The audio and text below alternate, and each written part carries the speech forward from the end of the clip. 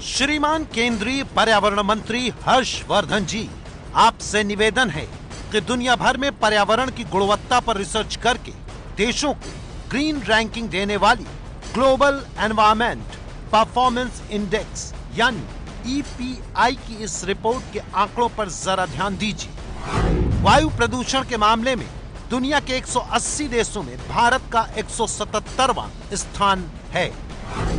इसी रिपोर्ट में 2 साल पहले यानी साल 2016 में भारत को 141वीं रैंकिंग मिली थी। इस हिसाब से 2 सालों में देश की हवा शुद्ध होने की जगह और ज्यादा खराब और खतरनाक हुई है।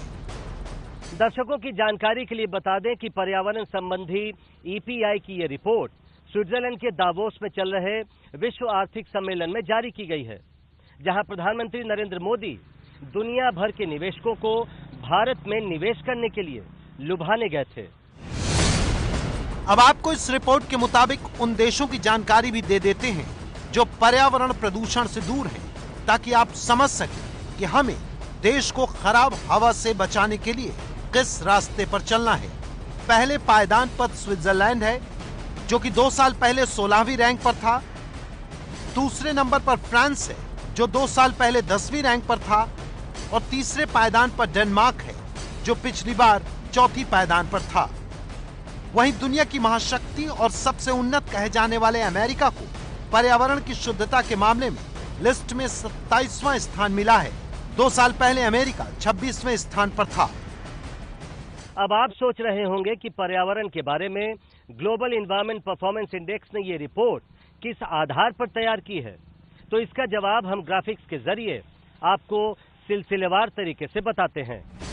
वर्ल्ड एनवायरनमेंट फोरम के सहयोग से येल और कोलंबिया यूनिवर्सिटी ने यह रिपोर्ट EPI के लिए रिसर्च करके तैयार की। इस रिपोर्ट के लिए 10 श्रेणियों में करीब 24 अलग अलग मुद्दों पर रिसर्च की गई, जिसमें वायु की गुणवत्ता, पानी की शुद्धता, GDP का प्रति इकाई उत्सर्जन, पेड़ों की कटाई, गंदे पानी को साफ करने की प्रक्रिया और खेती के लिए स्थायी समाधान शामिल है।